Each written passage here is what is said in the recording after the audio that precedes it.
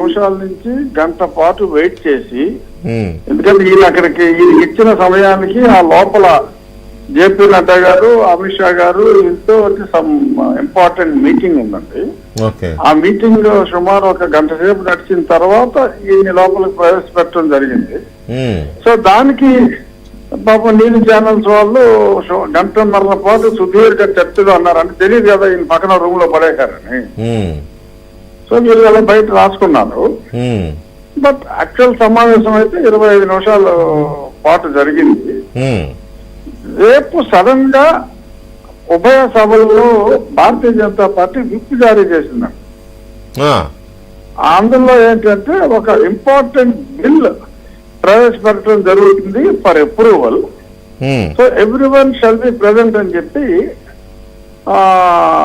ఆ విప్ లో పేర్కొనడం జరిగింది. ఏ బిల్లో తెలీదు, ఒక సడన్ గా ఒక సర్ప్రైజ్ బిల్ రేపు రాబోతోంది. సో బహుశా ఆ బిల్ వస్తుంది కాబట్టి మీ రాష్ట్ర వాళ్ళందరినీ కూడా సపోర్ట్ చేయమని చెప్పి చెప్తే చెప్పుండొచ్చేమో అనేది నా ఊహ. అంటే కట్టసీగా అడుగుతారు కదా, తప్పేం లేదు కదా.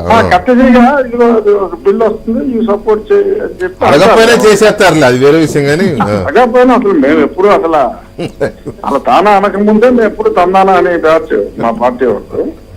సో అంచేత దాని గురించి అసలు ఏమీ సెకండ్ థాటే లేదు. బట్ అయినా కట్టసీగా అడుగుతారు అంతే. అవునవును, అది బహుశా అడుగుండొచ్చు. అంతకు మించి ఇంకెలాగో ఇట్ వాస్ డిసైడెడ్ కలిసే వెళ్తున్నారు కాబట్టి ఎన్డీఏలోకి డెఫినెట్ గా వీళ్ళనైతే ఆహ్వానించలేరు. ఇన్ఫాక్ట్ ఒక 3 సంవత్సరాల క్రితం మీకు గుర్తుంటే విజయసాయి రెడ్డి తన ఏదో కేబినెట్ లోకి తీసుకున్నట్టు మమ్మల్ని ఏదో పిలిపి ఎన్డీఏలో జాయిన్ అవ్వమన్నారని చెప్పి చాలా గట్టిగా స్టేట్మెంట్లు ఇచ్చినప్పుడే నేను చెప్పాను, ఇవి విభిన్న ధృవాలు, ఈ పార్టీ ఫౌండర్ యొక్క సిద్ధాంతాలు వేరు, యువజన శ్రామిక రైతు కాంగ్రెస్ పార్టీ సిద్ధాంతాలు వేరు.